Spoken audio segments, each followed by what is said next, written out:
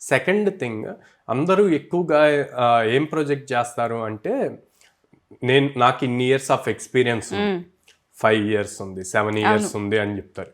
కానీ ఇప్పుడున్న ట్రెండ్కి ఎన్ని ఇయర్స్ ఆఫ్ ఎక్స్పీరియన్స్ ఉంది అన్న దానికన్నా కూడా ఎంత స్కిల్ సెట్ ఉంది అన్నది చూస్తారు.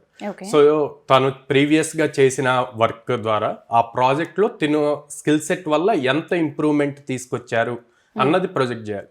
అంటే మీ ఎక్స్పీరియన్స్ కన్నా కూడా స్కిల్ సెట్ని ఫ్రంట్ సైడ్ పెట్టేసి, సో నా వల్ల ప్రాజెక్ట్కి ఎంత యూజ్ అయింది, ఈ స్కిల్ సెట్ వల్ల ఇది ఇంప్రూవ్ చేయగలిగాను, లైక్ 30% బగ్స్ రెడ్యూస్ అయినాయి, ఇట్లాంటి పాయింట్స్ గనక మెన్షన్ చేస్తే గనక ఇంప్రెస్ అవుతారు అనమాట.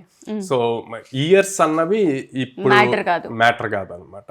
So and at the same time like మీరు చేసిన ప్రాజెక్ట్స్లో ఏం న్యూ ఫ్యూచర్స్కి మీరు ఐడియాస్ క్రియేట్ చేశారు, డిఫరెంట్గా ఎలా థింక్ చేశారు అన్నది కూడా ప్రొజెక్ట్ చేయాలి.